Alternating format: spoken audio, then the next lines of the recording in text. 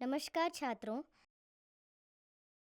आज हम आंकड़ों का प्रस्तुतिकरण और संग्रह सीखने जा रहे हैं। आंकड़ों का संग्रह और प्रस्तुति सांख्यिकी के क्षेत्र में महत्वपूर्ण घटक है।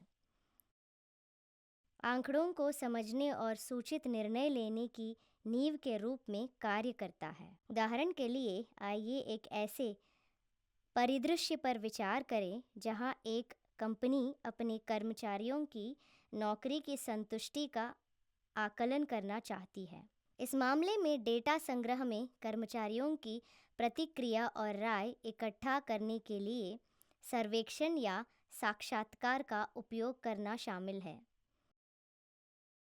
एक बार आंकड़ों को एकत्र करने के बाद, कंपनी जानकारी प्रस्तुत करने और विश्लेषण करने के लिए विभिन्न तकनीकों को नियोजित करेगी, जैसे कि तालिकाओं या चार्ट बनाना, जो विभिन्न विभागों में नौकरी की संतुष्टि के स्तर में उजागर करता है।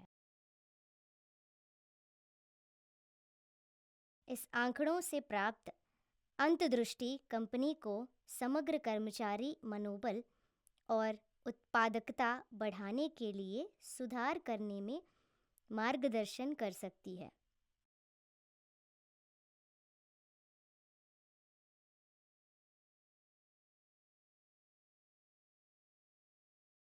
इसलिए आंकड़ों को एकत्र करने और प्रस्तुत करने के सिद्धांतों को समझना सार्थक निष्कर्ष निकालने और विभिन्न वास्तविक दुनिया स्थितियों में प्रभावी कार्रवाई करने के लिए महत्वपूर्ण है। सीखने के परिणाम। इस पाठ के पूरा होने के बाद आप समझ पाएंगे।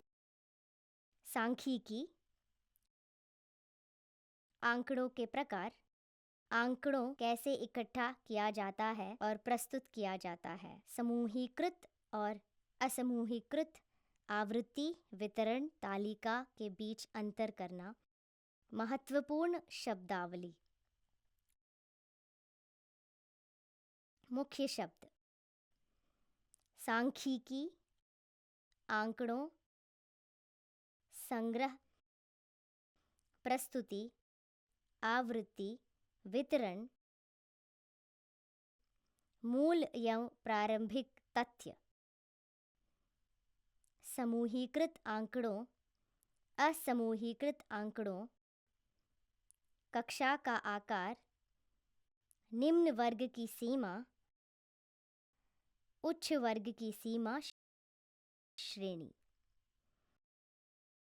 सबसे पहले आइए जानते हैं कि सांख्यिकी क्या है। सांख्यिकी गणित की एक शाखा है और आंकड़ों को एकत्र करने, व्यवस्थित करने, विश्लेषण करने, व्याख्या करने और प्रस्तुत करने के अध्ययन का एक क्षेत्र है। यह सूचित निर्णय लेने और आंकड़ों से निष्कर्ष निकालने के लिए मूल्यवान उपकरण और तकनीक प्रदान करता है। आगे बढ़ने से पहले हम आंकड़ों के संग्रह और प्रस्तुति के बारे में जानेंगे। आंकड़े क्या है?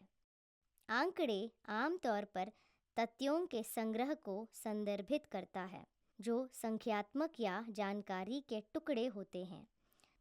आंकड़ों को दो मुख्य प्रकारों में वर्गीकृत किया जा सकता है: प्राथमिक आंकड़ा, माध्यमिक आंकड़ा। प्राथमिक आंकड़ा या किसी शोधकर्ता या अन्वेषक की तरह किसी के द्वारा एकत्र की गई जानकारी है, जिसने इसे सीधे एक विशिष्ट उद्देश्य के लिए एकत्र किया है। उदाहरण: सर्वेक्षण, साक्षात्कार, चुनाव और साक्षात्कार। द्वितीयक आंकड़ा: यह वह जानकारी है जिसे आपने स्वयं एकत्र नहीं किया है। यह वह डेटा है जो आपको उन स्रोतों में मिलता है जहां कोई और पहले से ही जानकारी एकत्र कर चुका है और संग्रहित कर चुका है। उदाहरण: कंपनी की वार्षिक अभिलेख, बिक्री अभिलेख और आंतरिक जानकारी। अब हम देखेंगे कि आंकड़ों का संग्रह क्या है और आंकड़ों को कैसे एकत्र किया जा सकता है। आंकड़ों का संग्रह या किसी विशेष विषय, प्रश्नों या समस्याओं को बेहतर ढंग से समझने के लिए जानकारी या तथ्यों और यहाँ तक कि राय इकट्ठा करने की प्रक्रिया है। आंकड़ों को उद्देश्य: आंकड़ों की प्रकृति, उपलब्ध संसाधनों और अध्ययन के संदर्भ के आधार पर विभिन्न तरीकों से एकत्र किया जा सकता है। आंकड़ों निम्नलिखित तरीकों से एकत्र किया जा सकता है: सर्वेक्षण और प्रश्नावली, अवलोकन, प्रयोग, साक्षात्कार, नमूनाकरण। आंकड़ों की प्रस्तुति: आंकड़ों को एकत्र करने के बाद अगला कदम आंकड़ों को इस तरह से प्रस्तुत करना है जो इसे स्पष्ट, व्यवस्थित और समझने में आसान बनाता है। इस प्रक्रिया को आंकड़ों का प्रस्तुतिकरण के रूप में जाना जाता है। आंकड़ों का प्रतिनिधित्व करने के लिए कई तरीके हैं। सारणीबद्ध आंकड़ा: पंक्तियों और स्तंभों के साथ तालिकाओं में आंकड़ों को व्यवस्थित करें। उपरोक्त तालिका सारणीबद्ध आंकड़ों के प्रपत्र का एक उदाहरण है। चार्ट और ग्राफ: आंकड़ों का ढांचा की कल्पना करने के लिए लोका चित्रीय प्रतिनिधित्व प्रभावी है। उपरोक्त छवि हमें विभिन्न प्रकार के चार्ट और ग्राफ दिखाती है जिनका उपयोग हम आंकड़ों को प्रस्तुत करने के लिए कर सकते हैं। इस सत्र में हम केवल सारणीबद्ध आंकड़ों के रूपों पर ध्यान केंद्रित करेंगे। आवृत्ति वितरण तालिका दो प्रकार की होती है: असमूहीकृत आवृत्ति वितरण तालिका, समूहीकृत आवृत्ति वितरण तालिका। अब हम सीखेंगे कि असमूहीकृत बारंबारता वितरण सारणी क्या है। असमूहीकृत आवृत्ति वितरण तालिका, इसे एक सरल आवृत्ति वितरण तालिका भी कहा जाता है। इसका उपयोग अलग अलग और अद्वितीय बिंदुओं के साथ अपेक्षाकृत छोटे आंकड़ा समुच्चय संगठन से निपटने के दौरान किया जाता है।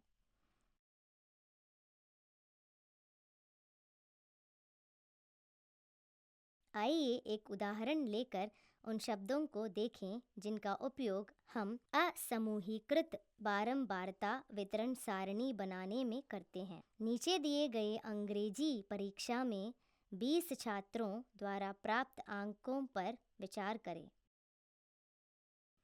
सारणी तैयार करने के लिए हमें आंकड़ों को समुच्चय की बारंबारता ज्ञात करनी होगी। आवृत्ति: आंकड़ा समुच्चय संगठन में किसी विशिष्ट आंकड़ों के बिंदु के प्रकट होने की संख्या। यहाँ इस आंकड़ा समुच्चय संगठन में 36, 25 और 62 को 2 बार दोहराया जाता है, तो आवृत्ति 2 है और शेष के लिए आवृत्ति 1 है क्योंकि वे दोहराई नहीं जाती है। श्रेणी: आंकड़ों में उच्चतम और निम्नतम मानों के बीच के अंतर को आंकड़ों की श्रेणी कहा जाता है। यहाँ आंकड़ा समुच्चय संगठन में उच्चतम मान 95 है और सबसे कम मान 25 है, इसलिए सीमा (95 - 25 = 70). अब हम दिए गए आंकड़ा समुच्चय संगठन के लिए सारणी बनाएंगे। हम 2 कॉलम बनाएंगे, एक स्कोर किए गए अंकों के लिए और दूसरा छात्रों की संख्या के लिए।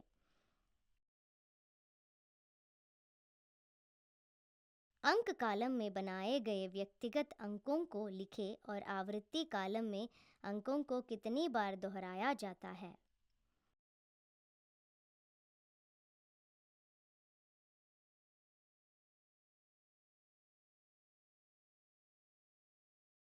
अब हम एक उदाहरण देखेंगे।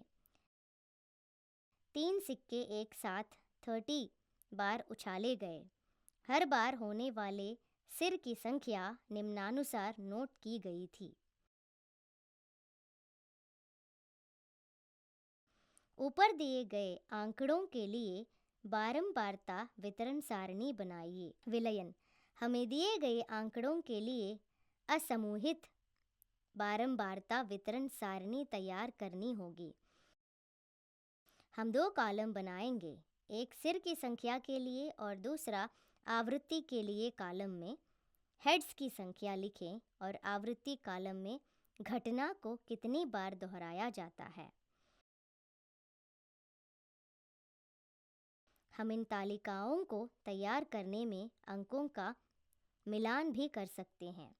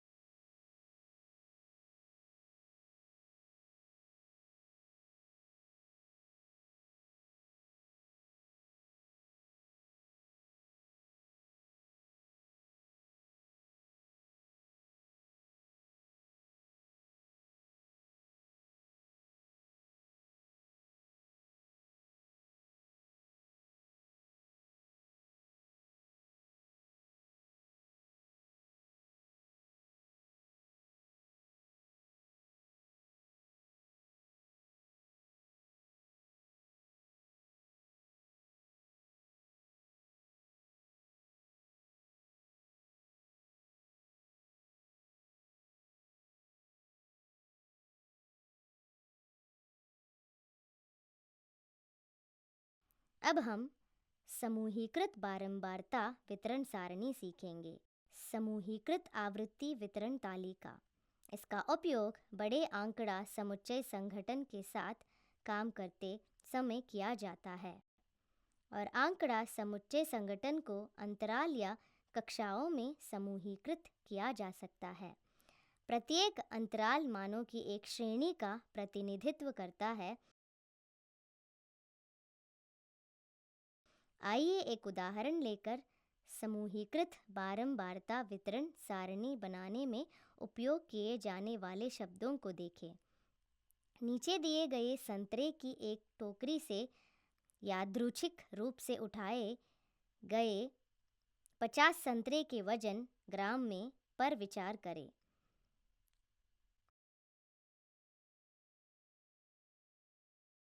दिए गए आंकड़ों के लिए एक समूहीकृत बारंबारता वितरण सारणी बनाइए। विलयन: इतनी बड़ी मात्रा में आंकड़ाओं को असमूहीकृत बारंबारता वितरण सारणी में प्रस्तुत करना बोझिल होगा, क्योंकि सारणी की लंबाई बढ़ाने वाले अनेक विशिष्ट माने होते हैं।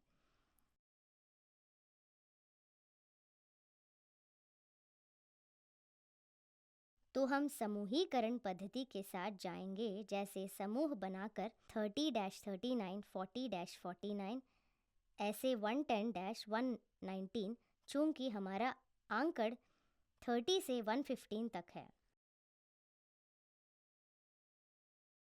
वर्ग अंतराल: यह मानों की एक श्रेणी या अंतराल है जिसका उपयोग आंकड़ों को श्रेणियों में समूहित करने के लिए किया जाता है। उदाहरण के लिए 30-39 को वर्ग अंतराल कहा जाता है। वर्ग अंतराल में न्यूनतम मान को निचली सीमा तथा उच्चतम मान को उच्चतर सीमा कहा जाता है।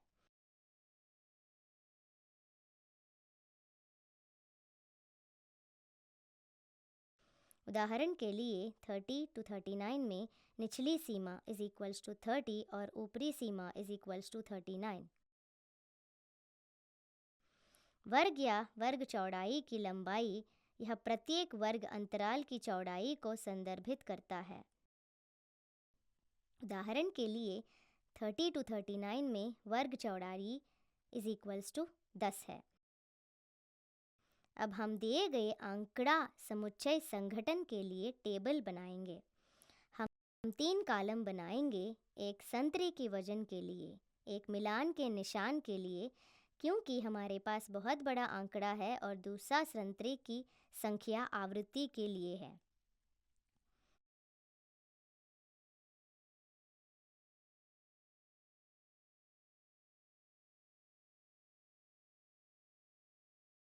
वर्ग अंतराल 30 to 39 equals 6.